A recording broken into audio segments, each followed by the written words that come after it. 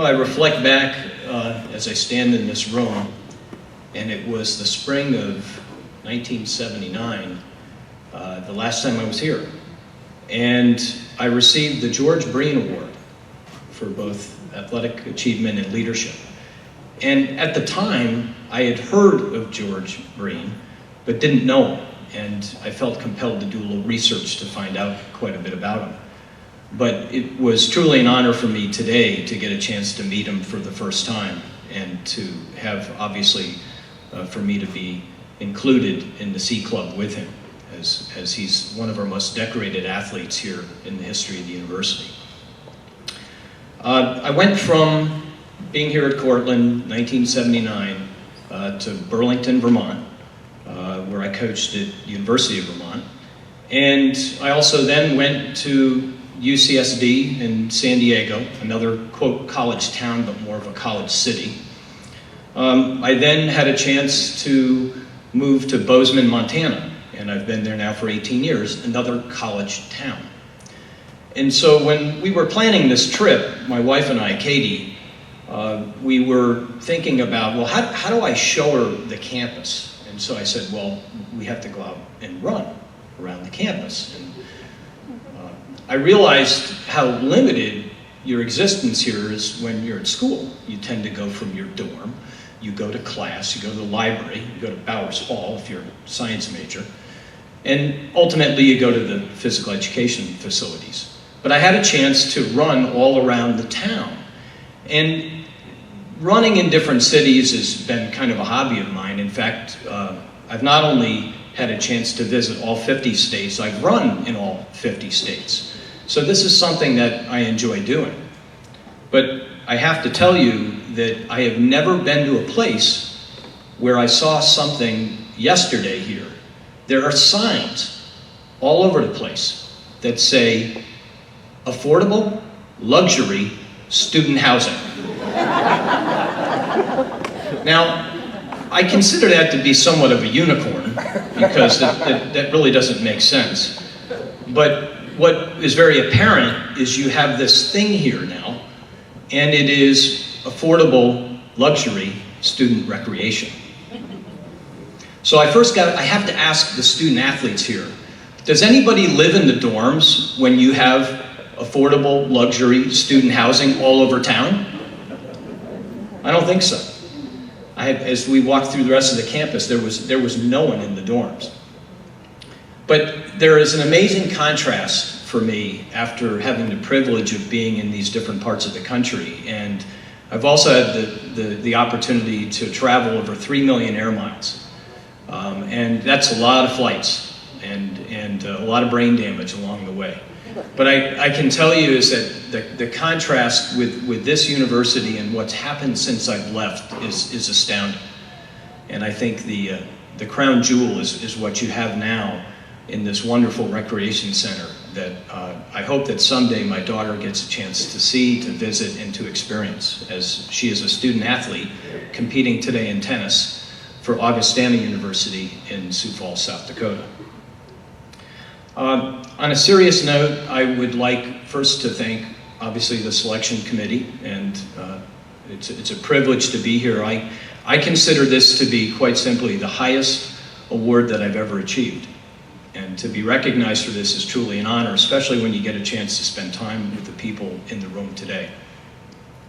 I'd like to thank my parents, and most importantly, my dad, who was really responsible for me to select Cortland to come to school. And he passed away recently in 2012, but he had the opportunity to live just short of 92 spectacular years. And in the last 2 years of his life, I had a chance to spend a lot of time with him because of the flexibility of travel. And I only then realized that I had a very special relationship that maybe for a long time I took for granted. But quite simply, my dad went from being my parent until about age 18. And then from age 18 to maybe about age 30, he became my dad. But from age 30 to age 55, he became my best friend. And I wish that he were here today, but certainly I think he knew that someday that this would happen. And so it's It's very important for me to recognize that. Second, my coach, who's now known me for 47 years, Rod Murgard, is here today. And Rod started coaching me at age 11. Was also obviously very responsible for me coming to Cortland. But now the student becomes the teacher, and I get a chance to take Rod fly fishing to remote locations around the world. And we've shared wonderful trips from Alaska to British Columbia to many of the states in the lower 48, to the Amazon, and finally to the most remote part of South America in the Bolivian mountains to fish.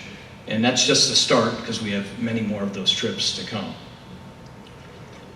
Also, my wife of 26 years this week, by the way, is our wedding anniversary. Katie, you can please just give me a quick stand. You know, ironically, the year that I met Katie was the year I actually retired from coaching. And I call that coaching little kids, because now I coach big kids, executives. And so 50% of really being recognized here today is what you do when you leave, and the other 50% is the contributions you make when you're here as a student athlete.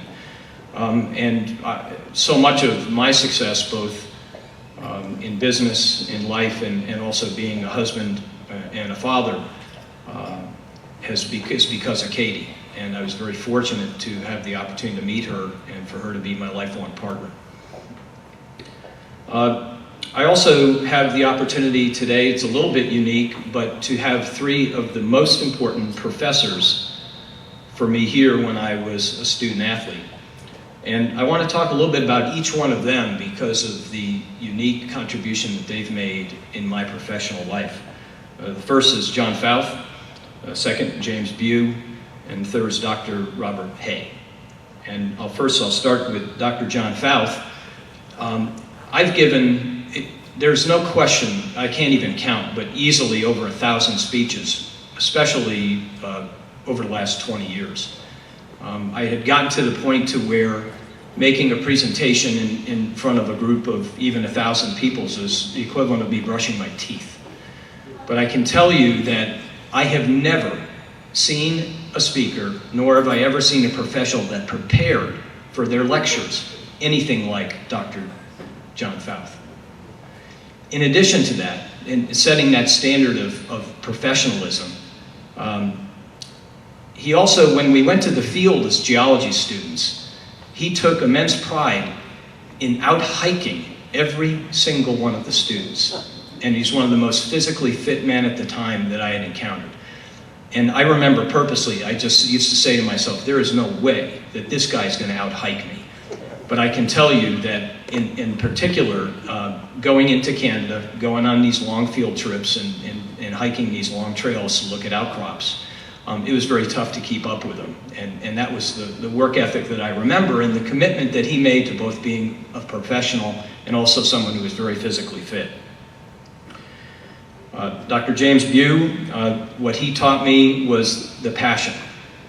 Here was a scientist who was dedicated to studying the glaciers and the receding nature over the past several decades, and in particular the Mendenhall Glacier. And that really stuck with me. Not only was it influential to where I wanted my master's thesis to be about glacial geology, but I know that deep down it influenced where we live today in Bozeman, Montana, which is one of the most spectacular places to be able to say that you live in the lower 48. Dr. Robert Hay. The one thing that I remember about him is the curiosity of learning and having fun. But beyond that, he taught me some very valuable lessons about critical thinking skills and problem solving. And for you student athletes out there, I can tell you is this: it doesn't matter what your major is. I can tell you that I have never had a CEO ask me, 1, where I went to school, 2, what my major was, or 3, what my grade point average was. By the way, that was good. Okay. But I can tell you this, that, you know, geology taught me an awful lot about problem solving and prioritizing. And in particular, the one lesson that he instilled in me was, as a geologist, you essentially have a 1,000-piece picture puzzle where you only get 100 pieces. And if you figure out with those 100 pieces what the picture says, you make money. And if you don't, you lose money. And so you have to be very precise, and especially when you go to the field, you have to be very observant, because there's a 100% chance you're never going to be back there again. So the mother of all lessons for me with respect to being a geologist was those problem-solving, critical thinking skills that are transferable to any endeavor that you decide that you're going to pursue. So please don't ever let your major limit you in any way with what you can do professionally. Finally, I'd like to recognize Dr. Peter Cahill. And this is very special because I don't think there was ever a diver, I don't think there ever will be a diver that has the relationship with their swimming coach the way that I have the relationship with Pete Cahill. And I'll tell a quick story that kind of defines what he did for me and the type of man that he was and the lessons that he instilled in me. I arrived on campus, and I'll never forget it. I pulled up with my dad in the car, and there was a young man named Brian Payne who helped me unload the car. And he says to my dad, he goes, "I'm going to be a diver, and I'm going to be an All-American here at Cortland." And my dad, kind of said, that sounds a little bit strange coming out of the kid. And I didn't know what to make of it. And my dad said to him, my son used to dive when he was 13. And actually, that was the last time I ever competed as a diver. And so Brian invited me to come down to rec swim. And so I said, okay, I'll come down. So the next day I went down to rec swim. I watched Brian dive. And I said to myself, I think when I was 13, I probably could have beaten this guy. So I decided to try out. And of course, the coaches had never heard of me. I wasn't recruited. I didn't have a swim team in high school. I was a gymnast. And so I decided to stop by Pete Cahill's office on the way of leaving the rec swim that day. And I walked in and I introduced myself to Pete, and he said, well, I'm not the diving coach. We have a gentleman here, Jim Kinsella is, but I'm sure that he would give you the opportunity to try out. And I said, great, that's all I'd like is the opportunity. And so the next day, I show up in the giant gymnasium to select all of my courses. Now, most of you athletes can relate to this, but back then we had these huge screens that they projected what the courses were up on the screen. And as a PE major, they said your first 2 years, you really don't have any flexibility with elective courses that you can take. So here's what the first 2 years is going to look like. And I'm saying to myself, now wait a second, I'm going to this fine academic institution. I'd like to take some science courses, mathematics, music, and yet none of those things were available to me. And I look up at the screen and I say, well, over here it says that all of those courses are available.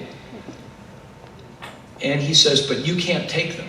I said, why not? And he goes, because you're a PE major. I said, what would I need to do to take those classes? And he said, you need to change your major. And I said, give me the forms. And he looked at me kind of puzzled. He said, you mean to tell me you want to drop out of being a physical education major? Do you know how difficult it would be to get back in if you did that? And I said, well, that may be true, but those are the courses I want to take. It tells you a little bit about me being an independent guy. So he said to me, if that's the case, I can't be your advisor anymore. You have to have an advisor. And I looked across the gym, and who was there? Pete Cahill. And so I said, I'll be right back. I walked over with the forms, and I said, Pete, you remember me? I stopped by to see you yesterday. And he said, yeah, you're Olivo. I said, I need a favor. And he goes, well, how can I help you? I said, I'm changing my major from physical education to undecided. He said, you're doing what? My dad said that to me that evening as well, so I was getting used to hearing that. And so Pete not only said, okay, I'll do it. Not only did he sign the forms, but he and I planned my academic qualifications to make sure that I met all the requirements. until I had the wonderful opportunity to take my first geology class with Dr. Jim Bew, and he convinced me that this was the major that I should pursue. And it wasn't that I was pursuing that major for a profession, but I was pursuing it because I was passionate about it. And so the final thing about Dr. Cahill was that he, unfortunately, he had to coach me because we had no diving coach. And we would make a deal. Pete would say, Tom, I'll videotape you. You teach me what to look for, and I'll help you see it, and we'll watch it on videotape, and we'll do this. And for practice after practice, he dedicated himself to helping me become the kind of diver that I was. In addition to that, he came in, stayed late in the evenings with young children at home.